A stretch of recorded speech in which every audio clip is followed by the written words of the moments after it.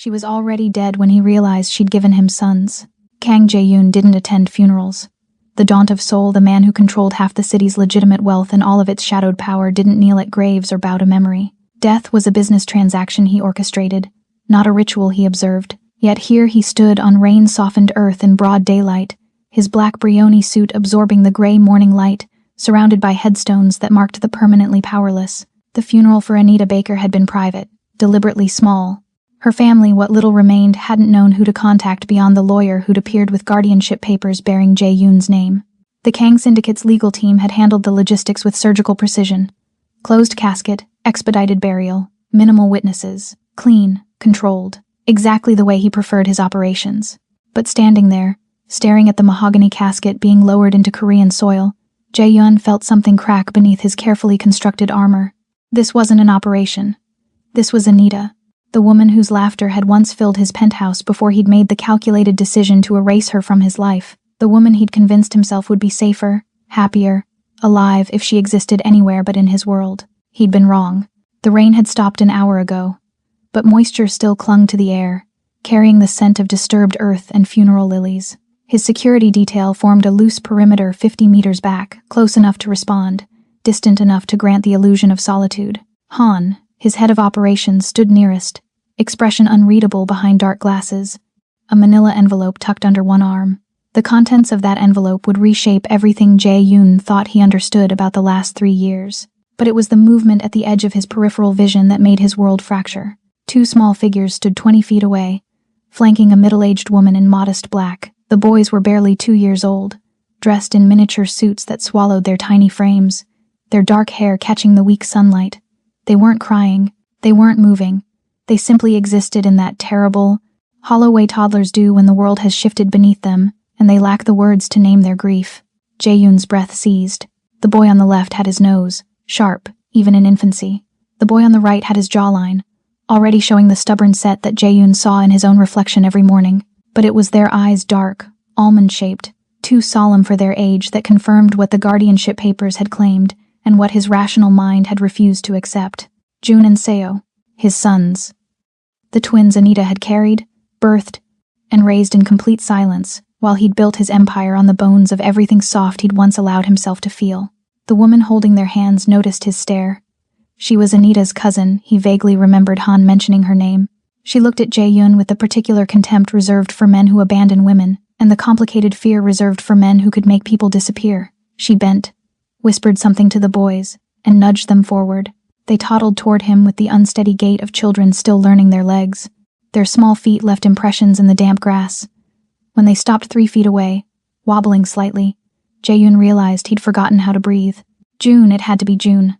Slightly bolder, more curious, reached up with both arms in the universal gesture of a child wanting to be held. His small fingers opened and closed, grasping at air, at trust, at the father he'd never known. Seo watched, quieter, his thumb finding his mouth as his eyes tracked Jae-yoon's face with devastating intensity. Jae-yoon had negotiated billion-won deals without flinching. He'd ordered executions with a signature. He'd dismantled rival syndicates before breakfast, but faced with 2 toddlers who carried his DNA and their dead mother's vulnerability, he found himself catastrophically unequipped. He knelt. The damp earth soaked through his custom suit. His hands that had broken men, signed death warrants, built an empire, trembled as he lifted Jun into his arms.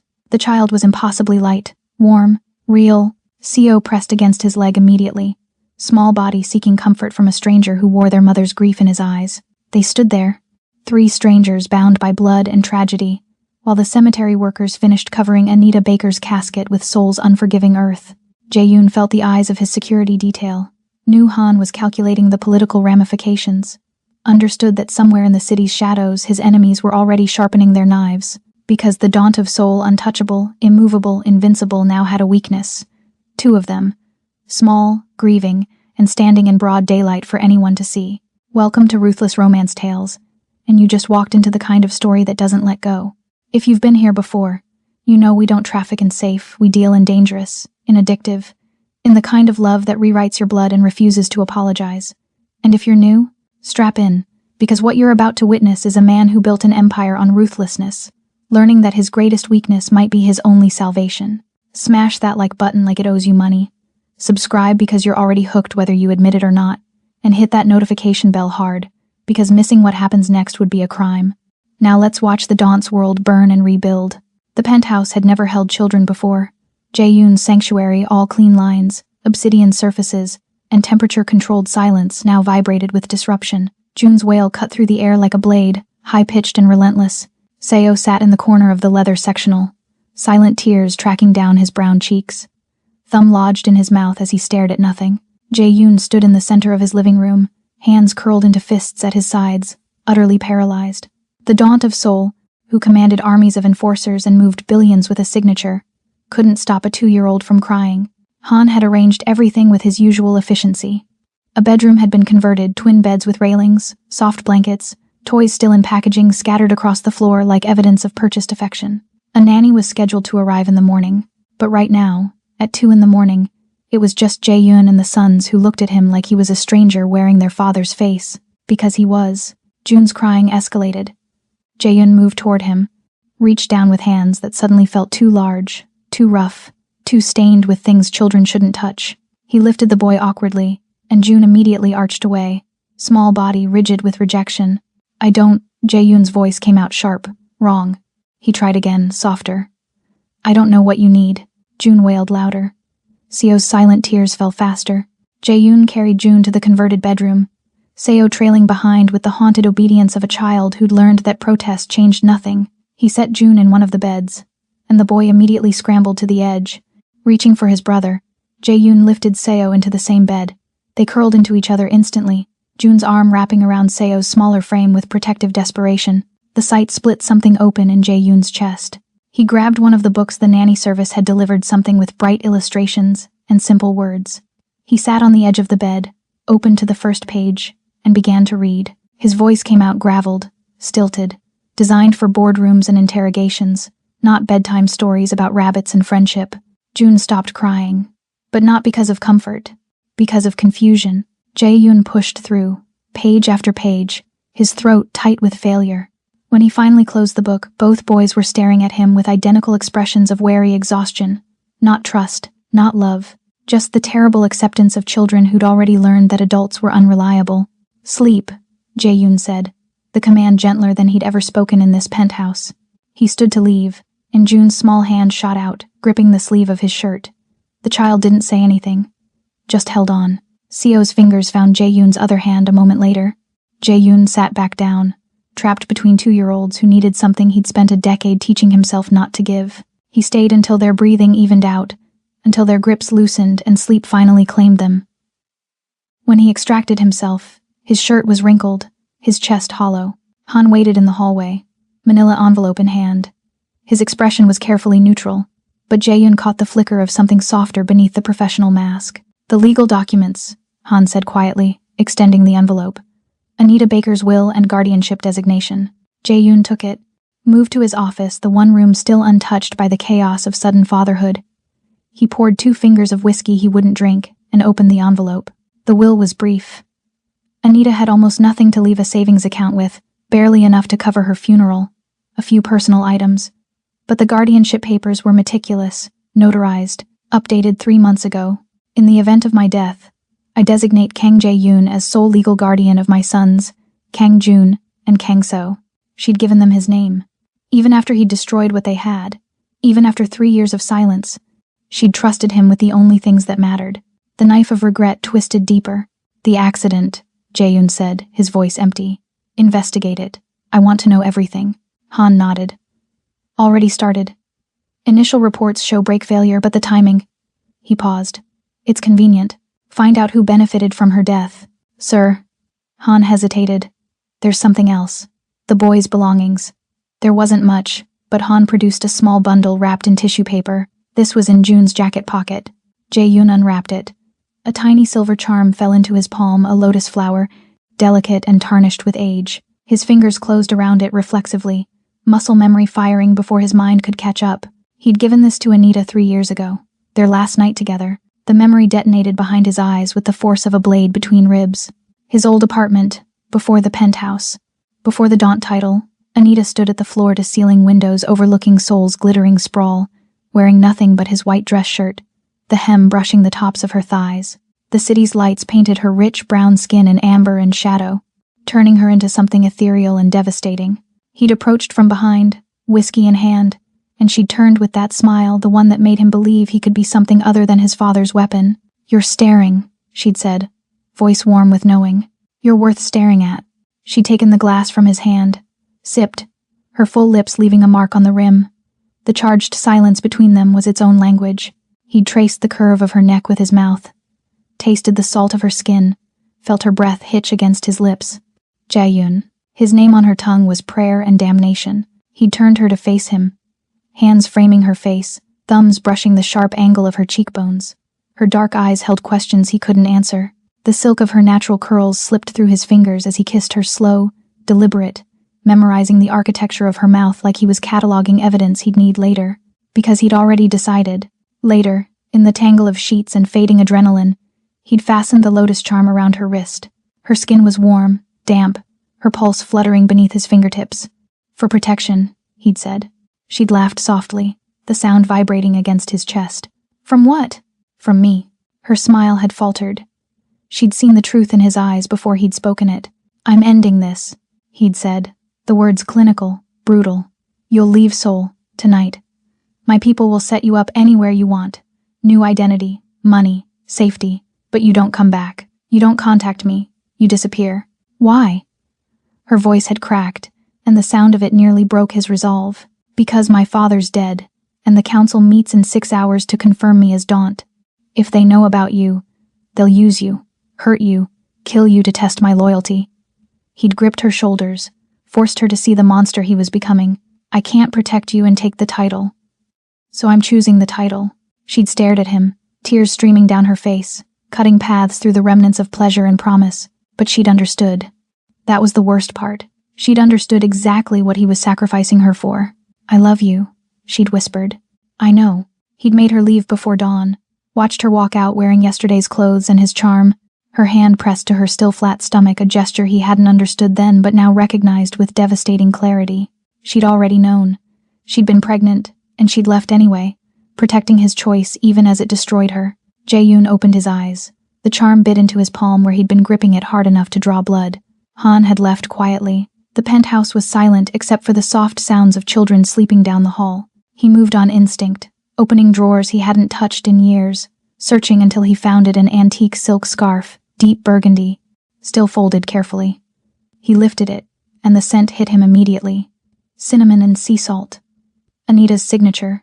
Faint but unmistakable after 3 years. His hands trembled. She'd left it behind that last night, forgotten in her grief and hurry. He'd kept it. Couldn't bear to throw it away. Couldn't bear to look at it. Now he pressed the silk to his face, breathing in the ghost of her, and felt something crack completely. The fabric was soft against his skin, a texture memory that brought back every touch, every whispered word, every moment he'd convinced himself he could erase by force of will. "I'm sorry," he whispered to the empty room, to her memory, to the woman who'd loved him enough to disappear. "I'll protect them. I swear it." The words were a vow to the dead, and a promise to the living. He stood there in the darkness of his office, the scarf clutched in one hand and the lotus charm in the other, 2 relics of a love he'd murdered to secure his throne. The weight of them felt heavier than any weapon he'd ever carried. Outside, Seoul's shadows shifted, and somewhere in those shadows, the people who'd killed Anita Baker were already calculating their next move. The safe house sat in the mountains north of Seoul, hidden behind gates that could withstand military assault and surveillance systems that tracked every breath within a kilometer radius. Jae-yoon had moved the twins at dawn, watching through tinted windows as Han's team swept the property for the 3rd time in as many hours. The woman waiting inside was not what he'd expected. Gina stood in the main living area, with her hands folded, her posture suggesting neither fear nor deference. She was perhaps 30, with warm brown skin and natural hair pulled into a simple bun. Her clothes were practical dark jeans, a cream sweater, and her eyes held the kind of quiet intelligence that came from observing rather than speaking. "Mr. Kang," she said, her voice steady. "No honorifics, no performance. The twins are in the car," Jae-yoon replied, studying her with the same scrutiny he'd use on a business acquisition. "You understand the terms? Live-in governess. No contact with the outside world. Total discretion." Her gaze didn't waver. "I understand the terms. I'm less clear on whether you understand what these children need." The challenge landed like a slap. Jae-yoon's jaw tightened. Elaborate. They just lost their mother. They don't need another stranger. She moved to the window, looking out at the car where Jun and Seo waited. You can pay me whatever you want, Mr. Kang, but money doesn't heal trauma. Presence does. Consistency does. And from what I've been told, you're not exactly known for either. Han shifted behind Jae-yoon, hand moving instinctively toward his weapon. Jae-yoon raised a finger, stopping him. You're right, Jae-yoon said quietly. I'm not. Which is why you're here. Something flickered across Gina's face, surprise, maybe, or reassessment. She nodded once. Then let's bring them inside. The first week was chaos. Seo woke screaming every night, and Jae-yoon stood uselessly in the doorway while Gina moved through the darkness with practiced ease, gathering the boy into her arms and humming something low and soothing. Jun refused to eat, pushing away every meal until Gina sat beside him and made eating a game instead of a command. Jae-yoon watched, learned, failed repeatedly. On the 8th night, Seo's nightmare was worse. His screams tore through the safe house with primal terror. And when Jae-yoon reached the boys' room, Gina was already there, trying to calm the thrashing toddler. Nothing worked. Let me, Jae-yoon said, moving forward. He lifted Seo, held him against his chest the way he'd seen Gina do, but the boy only fought harder. Jae-yoon's hands tightened reflexively, his voice sharpening with frustration. So, stop. You're scaring him, Gina said softly. She placed her hand over Jae-yoon's, loosening his grip. Softer, he doesn't need restraint. He needs safety. Jae-yoon forced his muscles to relax, his hold to gentle. Seo's cries didn't stop, but they quieted slightly. Your power commands compliance, but these boys need trust, Gina said, her hand still resting on his. The contact was innocent, necessary, but Jae-yoon felt it like a brand. You haven't earned it yet. The truth of it settled like a stone in his chest. He was the daunt of Seoul, capable of moving mountains with a phone call, and he couldn't comfort his own son. Gina took Seo from him carefully, and within minutes, the boy's breathing evened. She laid him back in bed, adjusted the blanket, then turned to find Jae-yoon watching her with an expression she couldn't read. I'll learn, he said. I know, Gina replied, but you have to want to. Not because they're leverage or legacy, because they're children who need a father. Before Jae-yoon could respond, his phone vibrated. Han's name flashed on the screen. He stepped into the hallway, answering with silence. The council sent someone, Han said without preamble. Legal representative. They're invoking Clause 47 guardianship nullification for unmarried daunts with unapproved heirs. Jae-yoon's blood went cold. When? 20 minutes ago. I stalled them at the main gate, but they have paperwork. Official. They want the twins' location, or they'll present this to the full council tomorrow. Tell them, Jae-yoon said, his voice dropping to lethal calm, that if they invoke that clause, I'll burn the council charter and everyone who signed it. The twins stay with me. Non-negotiable. Understood. But sir, this means someone inside leaked. They know about the boys. They know about Anita. Find them. Jae-yoon ended the call and stood in the darkened hallway, his hands curling into fists. The internal threat wasn't theoretical anymore. It was mobilized, weaponized, and aimed directly at his sons. He returned to the doorway of the twins' room. Gina sat between the two beds, her presence a quiet bulwark against their nightmares. She looked up, caught the shift in his expression, the cold rage bleeding through his control. What happened? She asked. Nothing you need to worry about, Jae-yoon said. But he was lying, and they both knew it. She stood, crossed to him, and stopped close enough that he could smell the faint scent of lavender from her skin. These boys have already lost one parent to secrets and lies. Don't make them lose another. Jae-yoon stared down at her, this woman who had no connection to his world, no reason to care beyond a paycheck, and yet stood between him and his own worst instincts with absolute fearlessness. I won't, he said, and realized with startling clarity that his protective obsession had expanded to include her too, because Gina was the purest soul in his entire blood-soaked empire, and if his enemies discovered that, they'd use her the same way they'd use his sons. He'd burn the world before he let that happen. Han delivered the findings 72 hours later, his expression carved from stone as he laid the folder on Jae-yoon's desk. The safe house office was sparse, functional, a war room disguised as domesticity. Outside the window, Jun and Seo played in the secured courtyard under Gina's watchful eye. Chairman Che, Han said without preamble. The brake line tampering was professional, his signature work. The surveillance on Anita started 6 months ago. He knew about the twins before we did. Jae-yoon's hands flattened on the desk, knuckles white against dark wood. The rage that had been simmering since the funeral crystallized into something cold and surgical. Proof? Proof. Digital forensics traced the payment through 3 shell corporations, all tied to Che's network. The mechanic who did the work was found dead 2 days after Anita's accident. Convenient cleanup. Han paused. He wanted the twins vulnerable, orphaned, easy targets to leverage against you. He miscalculated. Jae-yoon's voice dropped to a lethal whisper. Find every asset he has, every account, every property, every person he values. I want a complete map by tomorrow. Already done. Han slid a second folder across the desk. Waiting on your order. Jae-yoon didn't open it. Not yet. Because once he did, once he set this machinery in motion, there would be no restraint, no mercy. Chairman Che had killed the mother of his children, and the debt for that would be paid in blood and ruin. But first, he had to make sure his sons survived long enough to see justice delivered. He found Gina in the kitchen that evening, preparing dinner while keeping one eye on the twins through the window. She moved with quiet efficiency, her hands steady as she chopped vegetables. The domesticity of it felt alien in Jae-yoon's world, a glimpse of something normal he'd never allowed himself to want. You're staring again, she said without looking up. You're observant. It's my job. She glanced at him, and something in her expression shifted. You've been on the phone all day. That voice you use, the one that makes grown men afraid, it's very different from the voice you use with June and Seo. Which one do you prefer? Neither. She set down the knife, turned to face him fully. I prefer the one you use when you think no one's listening. The one that sounds almost human. The observation landed with unexpected weight. Jae-yoon had spent a decade perfecting masks, and this woman who'd known him barely 2 weeks was already cataloging the fractures. I fixed Seo's toy, he said, changing the subject. The mechanical dog. It works now. Gina's lips curved slightly. I noticed. He carried it around all afternoon. The praise shouldn't have mattered. It did. The nightmare came at 2 a.m, and this time it was June who woke screaming. Jae-yoon reached the boys' room first, found June thrashing in sheets soaked with sweat, his small face contorted with terror. Gina arrived seconds later, but when she reached for the boy, June fought her with desperate strength. No, mommy. Jae-yoon moved on instinct, gathering June into his arms and holding him tight against his chest. The boy's small body was rigid, heart hammering like a trapped bird.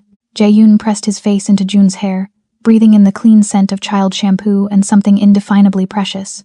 I'm here, he murmured, the words rough. You're safe. I'm here. June's screams dissolved into sobs, his small hands fisting in Jae-yoon's shirt. The sensation of his son's heartbeat against his own chest was overwhelming proof of life, proof of responsibility, proof that love could be weaponized by anyone who knew where to strike. The storm in Jae-yoon's head, the constant calculation, the violence, the cold architecture of survival went silent. In this moment, there was only the weight of his son in his arms, and the desperate need to make the world safe enough for this child to sleep without screaming. Gina stood in the doorway, watching. Her expression was unreadable, but something in her eyes had softened. She was witnessing the truth of him, not the daunt, not the killer, but the father who'd arrived too late and was trying desperately to make up for lost time. June's breathing eventually evened, his grip loosening. But he didn't pull away. Instead, he tilted his head back, looking up at Jae-yoon with red-rimmed eyes that held too much understanding for a 2-year-old. Why did you send Mommy away? The question was small, broken, accusatory. Jae-yoon's throat closed. He could feel Gina's gaze on him, could sense the weight of this moment. He'd built an empire on lies and strategic omissions, but he couldn't lie to this child. I thought I was protecting her from my world, he said, the words scraping out. I thought if she left, she'd be safe. I was wrong. June stared at him, processing. Is that why she's gone? Yes. Are you going to send us away too? The question broke something fundamental in Jae-yoon's chest. He tightened his hold on June, his voice fierce with certainty. Never. You're staying with me, both of you, no matter what. June studied him for a long moment, then pressed his face back into Jae-yoon's chest. Okay. It wasn't forgiveness, it wasn't trust, but it was acceptance, and for now, that was enough. Jae-yoon sat there long after June fell asleep, his son's weight anchoring him to something that felt dangerously close to redemption. When he finally looked up, Gina was still watching, tears tracking silently down her brown cheeks. She didn't say anything. Didn't need to. She'd witnessed the moment the Daunt of Soul chose his children over his armor, and somehow, that made her just as dangerous to him as any enemy with a gun, because she was starting to see the man beneath the monster, and that man was falling apart. Han arrived at dawn with a single encrypted drive, his expression revealing nothing as he set it on Jae-yoon's desk, but his hands trembled slightly, a tell Jae-yoon had never seen in 15 years of working together. Anita left this with her lawyer, Han said quietly. Instructions to deliver it only if she died and only to you. It's a ledger, 3 years' worth of Chairman Che's money laundering routes, shell corporations, blackmail leverage, and trafficking records. Everything. Jae-yoon stared at the drive.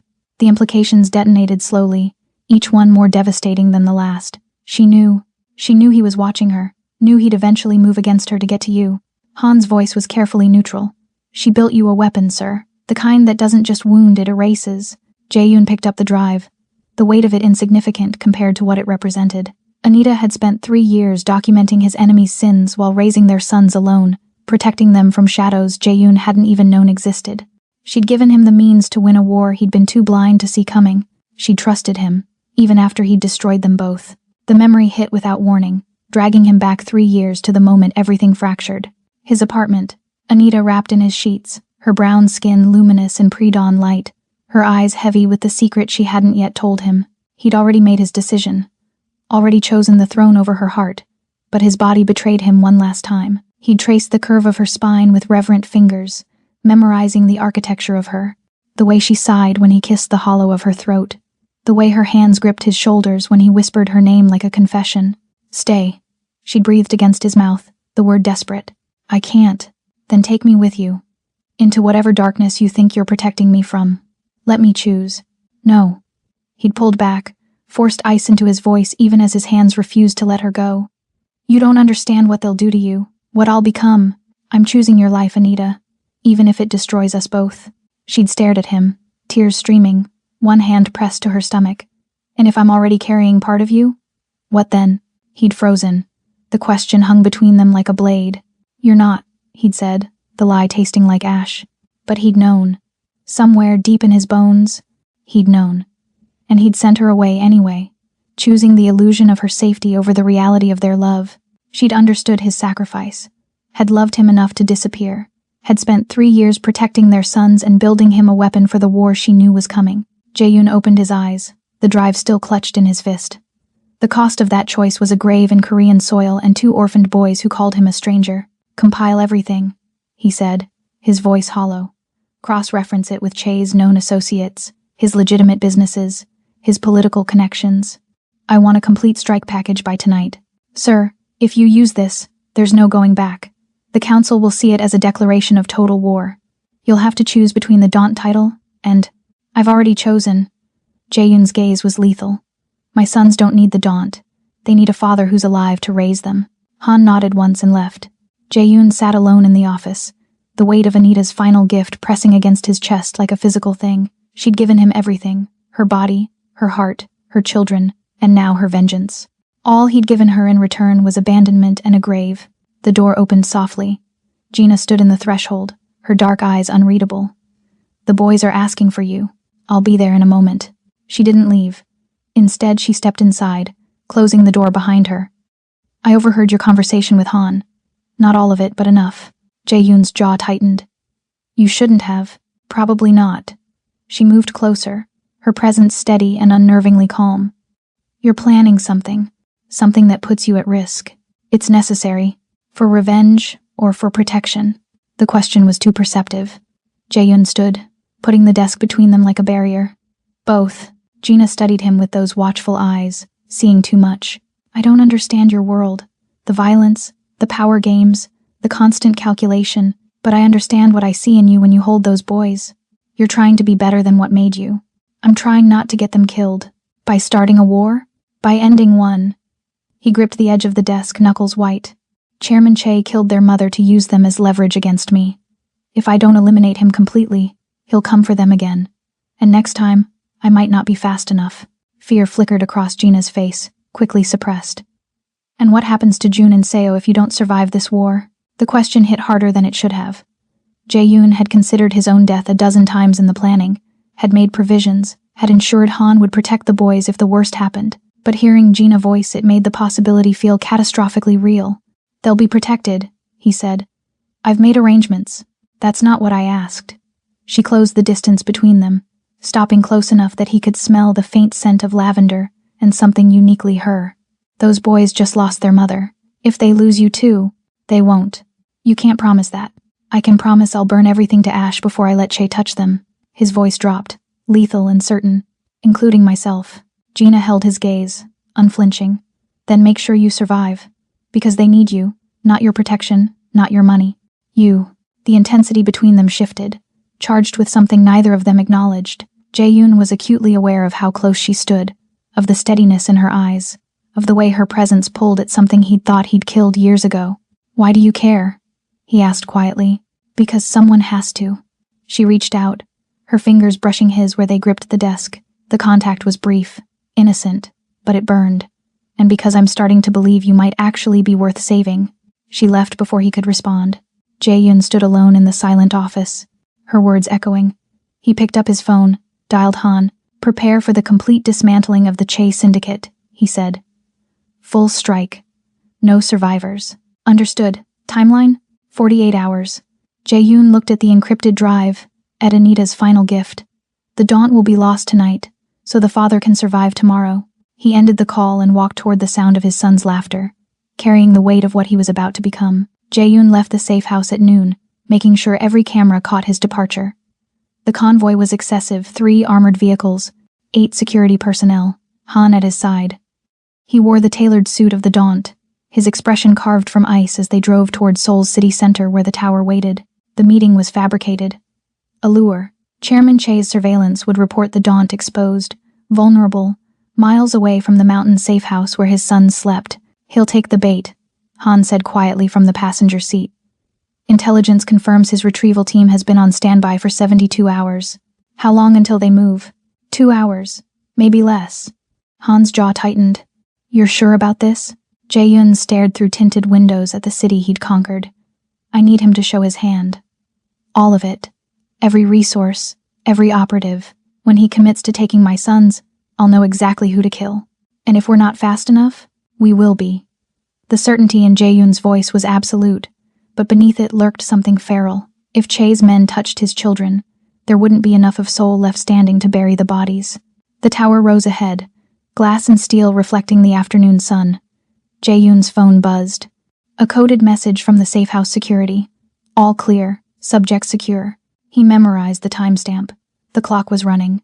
Gina felt it the moment the atmosphere shifted. She'd been reading to the twins in the living room, their small bodies pressed against her sides, when the hair on the back of her neck stood up. A primal warning that had nothing to do with sound, and everything to do with survival instinct. She glanced at the security monitors mounted discreetly in the corner. The external feeds showed nothing unusual. The mountain landscape was still, beautiful, empty. Too empty. Where were the patrol guards? Where was the secondary team that usually circled the perimeter every 20 minutes? Her phone buzzed. A message from Han. Protocol Theta. Now. Her blood went cold. Protocol Theta meant imminent breach. It meant she had minutes, maybe less, to get the boys to safety. June, CO, she said, keeping her voice steady despite the adrenaline flooding her system. We're going to play a game. June looked up, his dark eyes too knowing.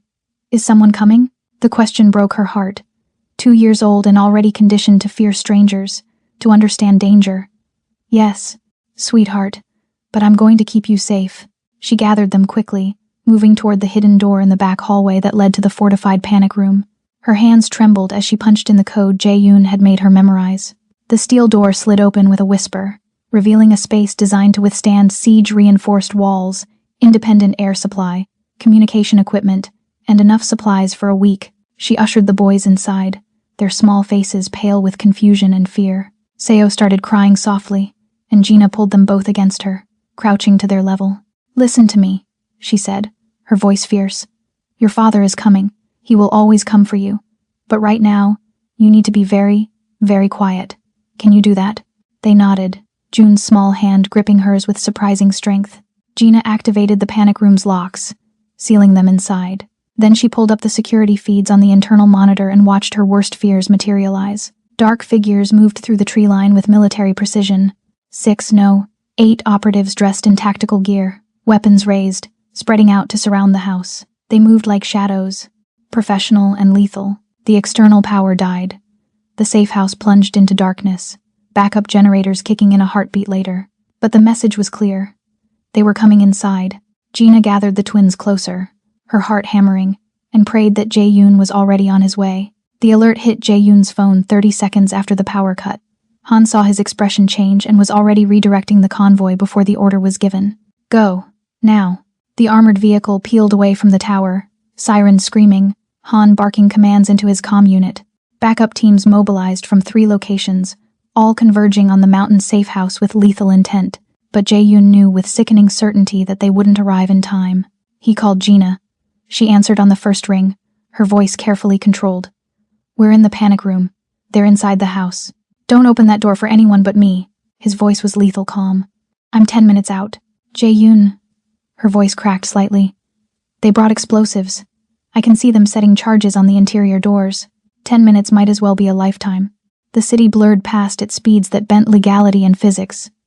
Jae-yoon gripped the door handle, his other hand white-knuckled around his phone. Every second stretched into eternity. Every breath felt like drowning. His sons, his June and Seo, hidden in darkness with a woman who'd promised to protect them, facing men who'd killed their mother without hesitation. The possession that roared through him was beyond rage. It was primal, absolute, a force that rewrote every calculation and priority. If they touched his children, if they so much as frightened them, there would be no mercy, no negotiation, only blood and ash until every person who'd enabled this attack ceased to exist. Faster, he growled. Han pushed the vehicle beyond its limits. The mountain road appeared ahead, and Jae-yoon could see the safe house in the distance, dark, silent, violated. They arrived just as the first explosion lit up the interior. The front door blew inward with controlled precision, smoke and debris filling the entrance. Che's retrieval team was inside, moving toward the panic room with the confidence of men who believed the Daunt was miles away. They were wrong. Jae-yoon was already out of the vehicle before it fully stopped, weapon drawn, Han and the team flanking him. The safe house was supposed to be impenetrable, but Chairman Che had planned this for months. And now the predators were inside, hunting his sons in the darkness. Jae-yoon's last coherent thought before the violence started was a promise. I'm coming. Hold on. Then he stepped into the shadows and became the monster his enemies should have feared from the beginning. The darkness inside the safe house was absolute. Smoke from the breached entrance curling through corridors like living shadow. Jae-yoon moved through it with predatory silence, weapon raised, every sense sharpened to lethal focus. His breathing was controlled, his footsteps soundless against marble floors he'd walked 100 times. He knew this house. Every corner, every blind spot, every place where shadows could hide a killer. And right now, he was the worst thing hiding in them. The first operative never saw him coming. Jae-yoon materialized from the darkness behind him, one hand covering his mouth, the other driving a blade between ribs with surgical precision. The man went down without sound, and Jae-yoon was already moving, leaving the body cooling in the hallway. 2 more operatives ahead, sweeping the eastern corridor. They communicated through hand signals, professional and disciplined. Jae-yoon waited until they separated, one checking the office, one moving toward the kitchen, then struck. The violence was efficient, brutal, silent. He didn't fight for dominance or control. He fought to end, to remove threats with the cold certainty of a father protecting his young.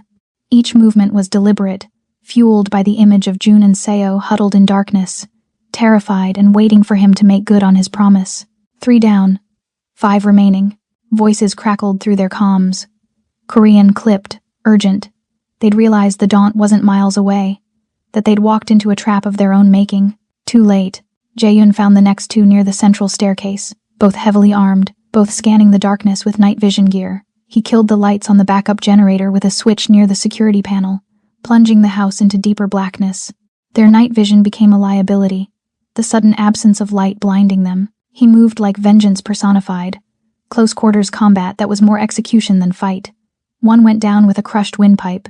The other managed to get a shot off the muzzle flash, lighting up the hallway for a split second before Jae-yoon disarmed him and ended it. The gunshot would alert the others. Fine. Let them know death was coming. He found the remaining 3 at the panic room entrance. One was setting charges on the reinforced door, while 2 provided cover, weapons trained on the corridor. They'd heard the gunshot, knew they were compromised, and were racing to complete the extraction before reinforcements arrived. The lead operative was massive, scarred, the kind of mercenary who'd survived 100 operations and believed himself untouchable. He barked orders in Mandarin, and the man setting charges worked faster, sweat dripping despite the cold. Jae-yoon stepped into the corridor. No more stealth, no more silence. "You're in my house," he said, his voice carrying through the darkness like a death sentence. All three spun, weapons raised. The lead operative's eyes widened, fractionally recognition, calculation, fear.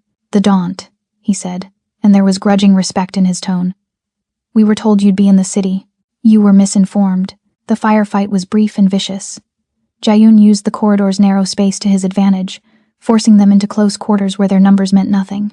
He moved with the terrifying efficiency of a man who'd learned violence from his father's enforcers and perfected it through years of survival. The first operative went down quickly. The second managed to clip Jae-yoon's shoulder pain, exploding white-hot through his arm before Jae-yoon's return fire dropped him permanently. Then it was just Jae-yoon and the lead mercenary. They circled each other in the smoky corridor, both breathing hard, both bleeding. The man was skilled, experienced, dangerous, but Jae-yoon was fighting for something beyond survival. He was fighting for the terrified children on the other side of that steel door, for the woman who'd shielded them with her own body, for the chance to be the father Anita had trusted him to become. The mercenary lunged. Jae-yoon met him with feral intensity, the fight devolving into brutal hand-to-hand combat. Fists, elbows, a viciousness born of desperation and rage. The mercenary was stronger, but Jae-yoon was faster, more willing to sacrifice his own body to land the killing blow. They crashed into the wall near the panic room door. Jae-yoon felt ribs crack his or the mercenaries'. He couldn't tell. Pain was irrelevant. Only victory mattered. He got his hands around the man's throat and squeezed until bone fractured and breathing stopped. The body went limp, sliding down the wall to join the others. Jae-yoon stood alone in the corridor, bloodied and heaving, surrounded by the evidence of what he'd become. His shoulder screamed pain where the bullet had grazed him. His knuckles were split. Blood, his and theirs, soaked his shirt. But his sons were safe. He punched in the override code with shaking hands. The panic room door slid open, revealing Gina crouched in the corner with Jun and Seo pressed against her. She held a decorative lamp like a weapon, her dark eyes fierce despite the terror written across her face. When she saw him bloodied, dangerous, barely human, relief and fear warred in her expression. Jae-yoon. He didn't let her finish. He crossed the space in 2 strides, gathering his sons into his arms with desperate strength. They clung to him immediately, small bodies shaking, and Jae-yoon pressed his face into their hair, breathing them in, confirming they were whole and alive, and his, "I'm here," he whispered raggedly. "I'm here. You're safe." Jun's small hand found the blood on Jae-yoon's shoulder, and the boy's eyes went wide. "You're hurt. It's nothing. A lie, but necessary. Are you both okay? Did anyone touch you?" They shook their heads, still crying but unharmed. Jae-yoon looked up at Gina, who stood watching with tears streaming down her brown cheeks. She'd kept them safe, had been willing to fight with a lamp against armed operatives to protect children who weren't even hers. "Thank you," he said, his voice breaking on the words. "You saved them." She nodded, unable to speak. The sound of boots thundered through the house, Han and reinforcements finally arriving, securing the perimeter and clearing the dead. Han appeared in the doorway, took in the scene, and his expression shifted to something almost like pride. "It's over," Han said quietly. "They're all dead or captured. Chairman Che's assault team is finished." Jae-yoon held his sons tighter, felt Gina's hand rest gently on his uninjured shoulder, and allowed himself one moment of relief before the next war began, because this had only been the opening move, and now Chairman Che would learn exactly what happened when you threatened the Daunt's children. Jae-yoon didn't wait for his shoulder to heal before he destroyed Chairman Che. 72 hours after the safe house assault, while doctors were still stitching his wounds and his sons still woke screaming, he sat in the temporary command center and unleashed hell. Anita's ledger went live at midnight. Every journalist, every prosecutor, every international agency that had been chasing Che's ghost for years received the complete files simultaneously. 3 years of meticulously documented crimes, trafficking routes, laundered billions, blackmail evidence, the names of politicians and judges in his pocket, all of it exposed in a single devastating data dump. By dawn, Che's legitimate empire was in freefall. Banks froze accounts, partners severed ties, governments issued warrants, but Jae-yoon wasn't satisfied with legal destruction. The Kang syndicate moved like a scalpel, precise and merciless. Che's operations in Busan were dismantled before sunrise. His Shanghai connections were severed by noon, his Tokyo safe houses burned by evening. Every asset, every operative, every thread of power that Chairman Che had spent decades building was systematically erased. Han coordinated the strikes with cold efficiency, but it was Jae-yoon's fury that drove them.